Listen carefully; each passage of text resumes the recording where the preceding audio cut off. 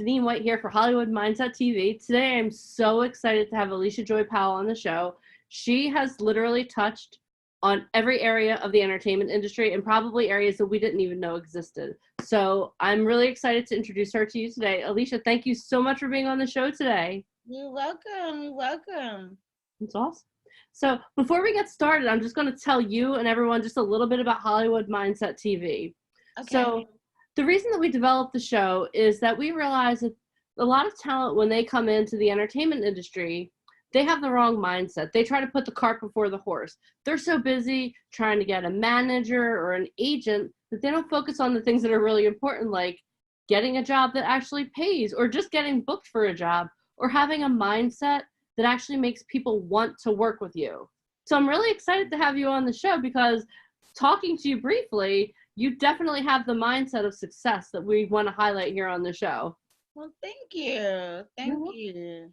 So can you start by telling me, like, how did you get started in the entertainment industry? Okay, that's a very interesting story. So my bio is not a made-up bio. It's very true. My parents met in an acting class. So somebody had to get it. My dad was an actor before me. And so when I grew up in theaters and on sets and, looking at scripts. I started writing when I was in the 6th grade and putting on plays at school. The thing is that I wasn't allowed to play. My parents didn't want me involved in the entertainment business when I was younger. Right. So it wasn't until I was older. So I would sing like I was in a concert, all the time. Or, I'd be trying to, one time I grew up in California. So I grew up in Altadena. And I took a bus to Long Beach. Anybody know California? That's a long way for a kid to be taking a bus. But I wanted an agent, and there was this lady in Long Beach who were doing classes with kids, and she also represented them. So I went all the way there to go meet her to get her to represent me. And so my mom and dad gave me a diary so they could keep up with what I was doing. Oh, no. But I wrote in my diary that I was going to go meet this lady, and my dad met me there. I was like, oh my God, I am in big trouble. So he calmly went in with me and calmly came out and said, you're not going over there anymore, right? Oh, man. So I stopped trying, and honestly, I can say God brought me full circle with my gifts. I started singing in church. And from there, I got introduced to the Gospel Music Workshop of America and started singing. So I started in the music industry first. And then a couple of people took me under their wing and they showed me the business of music. Mm-hmm. And I started managing artists as well. Yeah. And I didn't have that on my list. I'm sorry. I was remiss. That's okay. I think I've done a lot. That down. But yeah, you can't keep up with everything. So it was funny because I went to church one time and there was a flyer on my car and it said for people who can sing. It was like audition for a play. And I was like, what? Yes. So I said, I'm gonna go. And that kind of started my acting career back up. So I went and I killed it and I did that play. And then I got another play where they had me come in and it was for the lead.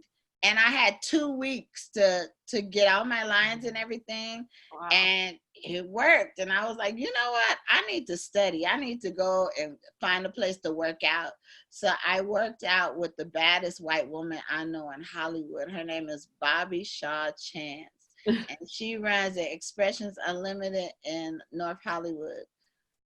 This chick is bad, man. She's still around. She's still doing her thing. She still look good. Wow. She's still making stars.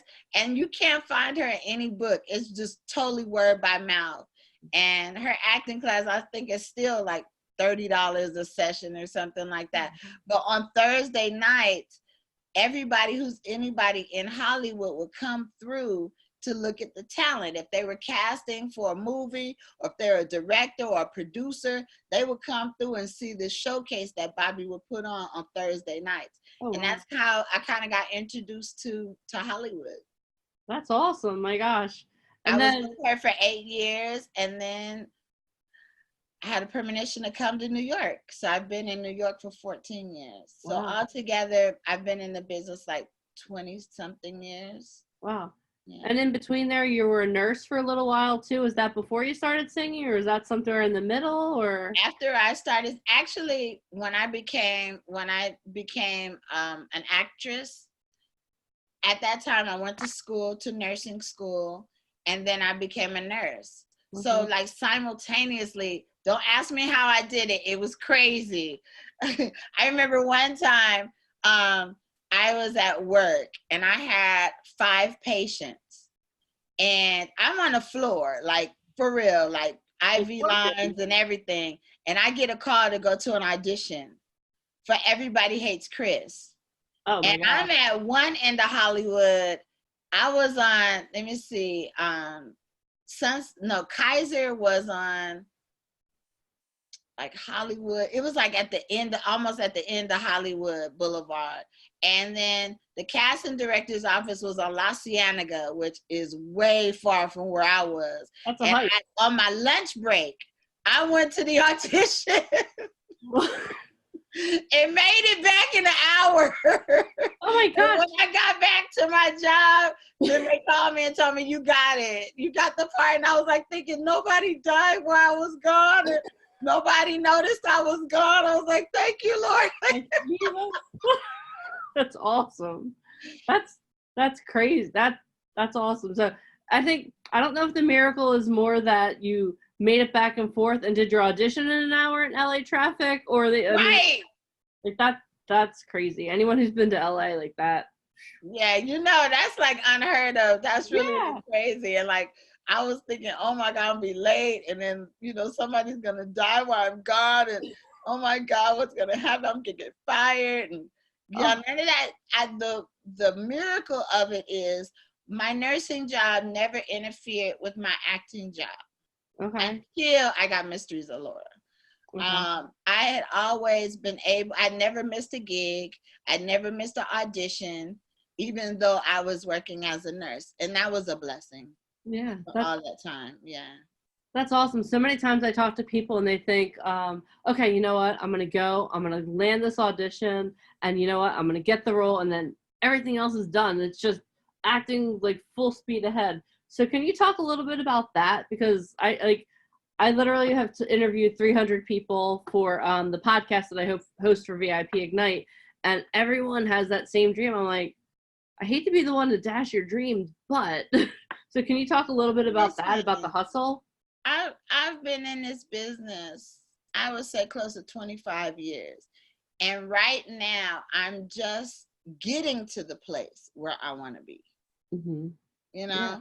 I always tell people, if you don't have 10 years to put into this before you really see a return, then this is not the business for you. If you could breathe and do something else, that's like my favorite motto. You could breathe and do something else, that's probably what you should be doing. Yeah. This is really not something you can get rich and be famous kind of a thing. This is for somebody who really has a passion and a gift for it. Yeah. Just like teaching, just like, any other gift, it really has to be a gift. And I really because I work so hard and because I do have such a passion for it, I get offended when people think they could just come and do what I do. But I also have to realize that we make it look very easy. You do. You do. We make it look very easy because people don't think there's anything you have to put into it. Mm-hmm. Not only do you have to keep up your skills, because a lot of times I've come onto a show where there's an ensemble and they work together every day. Mm-hmm. And I'm coming in and I got to be more brilliant than them. Yeah. How do you do that, when you come into a situation that's already made, Yeah.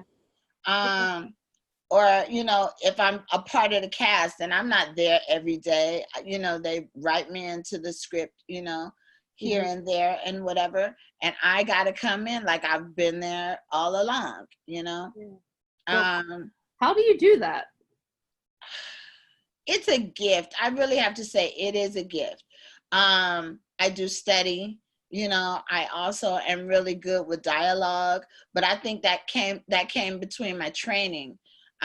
Bobby, one of the things that Bobby would do is when we come in, she would cast us at the top of the class, and you have to go outside for 15 minutes and learn the whole scene and come back in.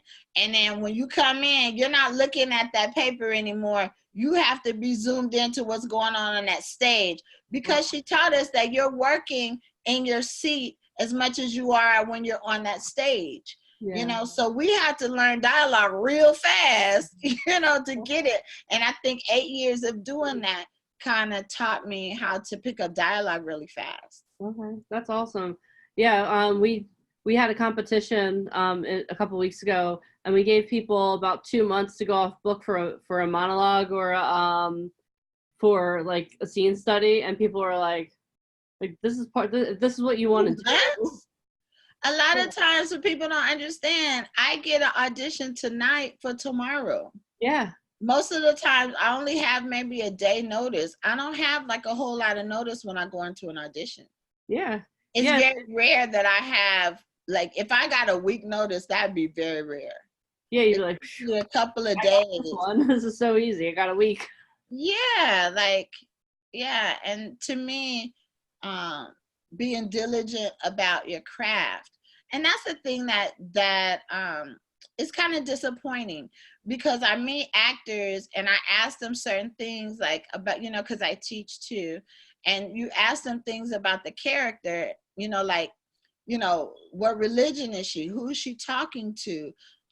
Does she have children? Or, different things like that. And I tell people, the more details you put to a character, the more it comes out. And they go, oh, you got to do all that? Yeah, because the more real it is for you, the more real it is for me. If it's not real for you, then you're just up there like masturbating. It's the truth. I mean, like, look at me. It's just a masturbational session at that point. It's like you're not doing the work. Yeah. You're self-gratifying. Yeah.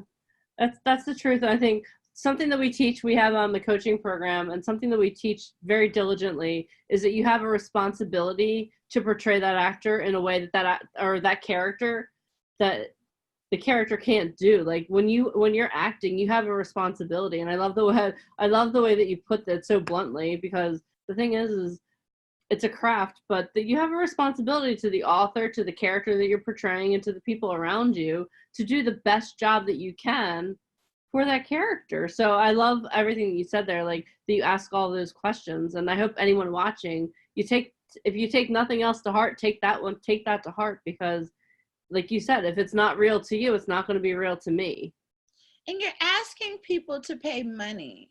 Mm-hmm. Good money. These days it's hard. Money is hard to come by. You know what I mean? Everybody's going through stuff. Yeah. And I explained to people, I think I said that when I came and spoke to the actors at you guys' workshop, that, entertainment is to entertain people, to take them away from their lives and from the situations they're in. People want the fantasy. People want to be taken away for a couple of hours, whether it's in a theater, whether it's, at a movie. People want to escape. Yeah. You have to have the capacity to make them believe that you are in the situation that you're in. You have to be able to have the capacity to change the atmosphere, either turn it up or turn down the temperature in the room. Either way, you have to move people. Yeah. And so if you're not doing that, then again, it's a self-gratifying thing. Yeah. I mean, I couldn't have put it better myself, because I tell people that all the time too. Not only do you have to do that, but something I teach people all the time too is you have to have a big why behind what you're doing. So like you have to love your craft, but there has to be a reason that keeps driving you forward. Yeah. And it's not so I can be famous. Like I don't do anything so I could be famous. If I could, I would hide behind a screen all the time and no one would know my face or my voice. Yeah. But I think that's something that people need to realize too, is that you have to do it for the love of the craft. Because what you're describing is you're you've been in this business so long and you're just getting to the point where you want to be. Yeah, and it takes a while, and the frustration of having big opportunities and things not going the way you want them to go. That doesn't stop me, because I'm, one of my idols is B. Richards. I mean, I'll never forget this moment. And I have more moments that I have favorites than actual favorite actors. One of my favorite actors is Jeffrey Wright. And that's because that dude transforms every time you see him. People don't even know who he is, because every time he shows up, he's that character, Awesome. I love the transformation that he makes. And I think that's what acting is transforming into the character. But B. Richards, she did an episode of Law and Order. She was in a wheelchair and she was really on oxygen, and gave the performance of her freaking life with one of my other favorites, my gentleman, Glenn Cobb, who's, I can't believe he's still living. He is just still doing his thing. Oh my gosh, he's the most generous soul, and I love him so much. But yeah, she gave the performance of her life, really on oxygen, really in a wheelchair. Wow. And she made time stand still when she did that episode of Law and Order. If you guys could catch that, look at that scene and see what, oh my God, she's a legend, first of all, but what she did, and I was like, I want to do that. Like, I want to be that. I want to die on a stage or in front of a camera or something. I want to be here till the wheels fall off. Yeah, that's awesome. So you've done a lot of work. I'm not going to sit here and recount everything. If anyone is watching, you can certainly go look at Alysia's IMDb. You'll be like, wow, Deneen, how did you land this interview? But so what was one of those roles that you had? You're talking about like those transformational roles where like someone else owned a room. What was a role like that for you? This last film that I did was that for me. Just because there was a lot of weight on it. There was a lot of responsibility to it, especially in the time that we're in right now. I felt a lot of responsibility. But I was so enamored with it because I rose to that occasion, Yeah. I made sure that I did that character justice. And I could tell, because literally the temperature in the room changed. And there were times when everybody on the set was crying. And I remember looking up at the cameraman, and people been in the business a really, really long time. You know what I mean? Yeah. And so the cameraman, he's this white guy, looked like he'd been around forever. And I look up, and this dude is red-faced, and tears are coming down his face. And I'm like, oh my God. I said, I'm so sorry. He was like, no, it's okay. It's like, And I was like, oh my God, Those kind of moments still move me. I remember one show I did. I don't get to do a lot of stage here, which is funny since I'm in New York. But I'm still a film and TV girl. I thought I'd come here and I'd conquer the stage, but I'm still a film and TV girl, which I'm not mad at. But I remember one show that I did. It was called Virtuous Woman. And it was basically the story of this woman, which was unfreaking believable. And they broke her up into 6 different characters. And you didn't realize till you got to the end of the play that all these 6 different people was this one woman. Wow. It was moving. And the part that I played was after her recovery.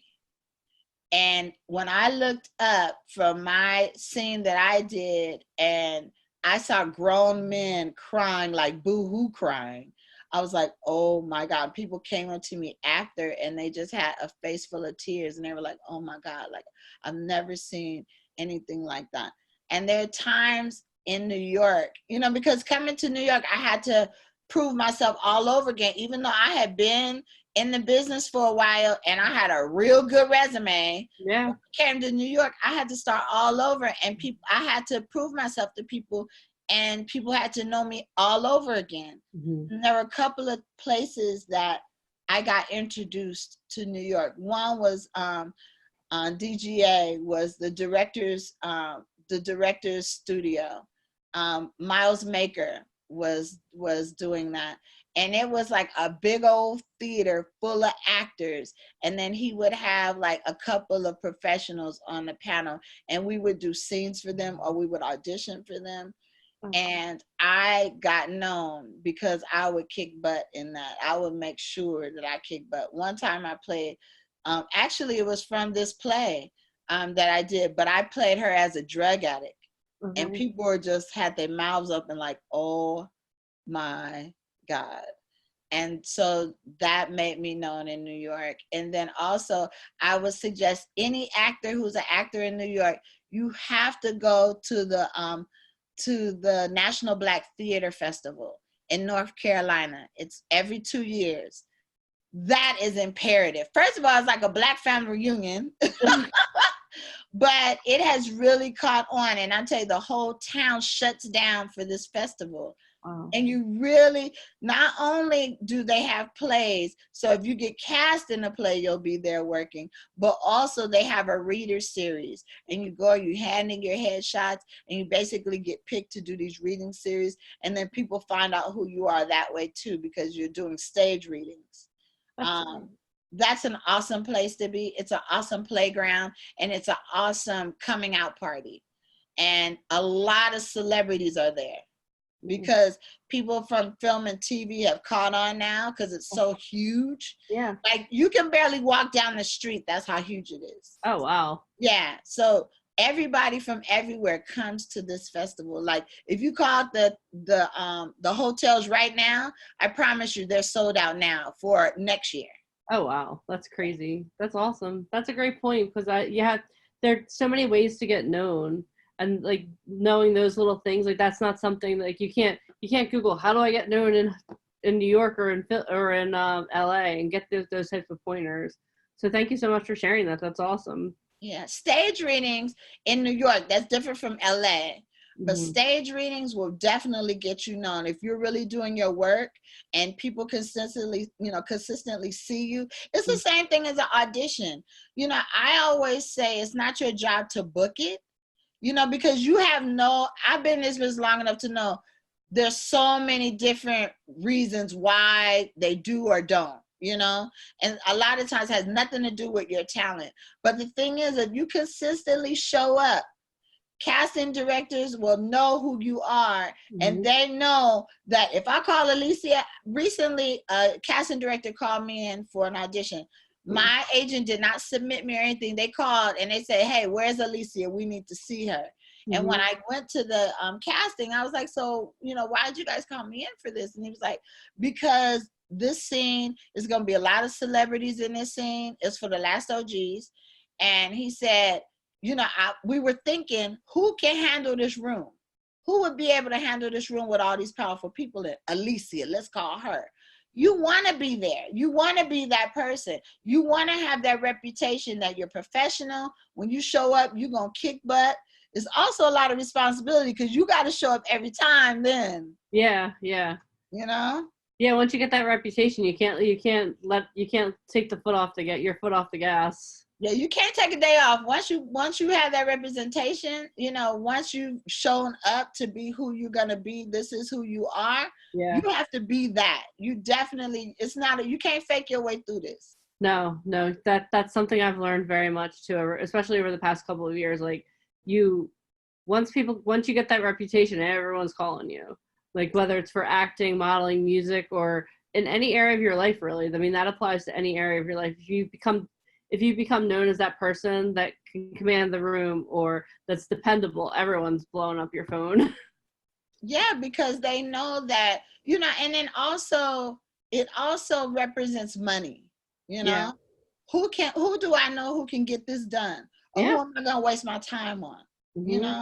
This person is brilliant, but they drink on the set. You know what I mean? Like, nobody has time for that. So I got to hire, not only do we have to hire him, but then we got to make sure he's sober. That means I got to hire a babysitter for him. That's a whole lot of things, And then in the meantime, if he doesn't show up for a scene, I've heard of an actor who was incredibly brilliant, but he's a problem. And one day he decided not to show up to the set, and that particular day they had like about 70 extras. They had hired police officers, so they still had to pay all those people. Yeah. Can you imagine the money they lost that day? I can't even, like, the thing, and the time too. I mean, they also lost a day of shooting because money's replaceable, but time isn't. So that's something like time is of the essence when you're doing all these things. But yeah, I mean, we tell our talent that all the time too. Like, I had one person in particular who she moved to New York, and like she was like really like kind of, I don't want to say standoffish, but she was super shy and reserved, and I had to sit down and talk with her. I was like, look, if you go to New York and there's a casting, you have to go. It doesn't matter if you stubbed your toe, if you have a bellyache, if your hair's not, you have to go no matter what. Right. Because like you said, money is on the line. I can't even imagine like that 70 extras, not to mention the whole crew. Right. And then you just don't show up to work because you needed a couple drinks. Right. Not And I mean, as far as, you know, you're talking about casting, casting directors do notice when you don't show up. Yeah, because their name's on the line. Right. You know, if they booked you for a casting and you say, oh, I'm just not going to go to this one, you know, they won't know. No, they know. Yeah, because they got a call, like, where's your person? Like, what happened? Right. You may think it's not important, but they notice. Yeah. You know, where is this person? What's going on? You know? So just a little segue. So I heard that you worked with one of our talent to help get him ready for a big audition. Oh, you heard about it? Yeah, I heard that. So can you tell me a little bit about that? How did that go for you? And thank you so much for doing that. It's so funny because when I came, you know, and I'm used to this, which is one of the reasons why I took a break from coaching, because I always say people want to stay on the tip, you know, like they don't want to go. Like, Alysia, we need to hang out after this sometime. This is only for a moment. This is not a lifetime moment here. Like, you know, like I'm gonna say what I need to say. I'm gonna spread my wisdom, then I'm out. Peace, you know. But people want to come home with me, and I'm like, I'm not taking anybody home with me today. And it was 2 people from your workshop that insisted on not separating from me. So one of them, you held court the whole day. I was like, I tried to talk to you. I don't know how many times I'm like, okay. That's all. I was having a lot of special moments with a lot of people, and I was so completely drained because it was a very spiritual experience for me. You have to take into all of who that person is. Yeah. When you look at that person, they come in as an actor, but they have a life, you know, when they come in, and you need to use all of that, you know. So recently James contacted me. He, you know, I imparted some things to him when I saw him. And so I was hoping that he would take what I said into consideration. So for instance, he told me about a role that he was going to be doing, and he said it very nonchalantly. And I said, you know, well, you're going to have to dig deep for that. And he said, what? And I said, yeah, you're going to have to dig deep for that. And he said, well, it's just this. And I'm like, no, it's not. Like, why are they doing that? Why are they doing that? Like, nobody, you know, he was supposed to get high. And I'm like, well, why is he getting high though? There's a reason why people get high. People just don't get high. You know what I mean? So I'm like, why is he getting high? There's something underneath that. So I started asking questions of him, and the light bulb started going on. So he went in for that audition with what I told him. He definitely listened to me, and he got a call back. Yeah. So he was like, help, I need help. You know, they got me coming in for this callback, but they said I need a little assistance. And I was like, okay, come and let's work on it. And the finished product, I was really proud of him. Because he was very loose. He listened to everything I said, and his audition, if you look at what he sent in, compared to what his callback was, it was completely different. Yeah. It was completely different. So prayers up for him. Yeah. How gratifying is it? Like that's one of my favorite things that I do is when I work with talent and like they actually take what you say and they apply it to their lives and then they see success. Like I feel like there's not much better in the world than that. Yeah. I used to work with the Galinskis, who I completely adore. I love the Galinskis. They're I'm fan favorites of theirs. Don't they rock? I mean, Philip and Robert, like, they're a crazy team, those two. They're amazing. I would marry Philip. But you're first on Hollywood Mindset TV. We have a special relationship. I met them close to the time when I came into New York, and they've really had my back since I've been here. And so I was a part of Manhattan Monologue Slam, and I won 2 times. And I, later on, they allowed me to be on the panel.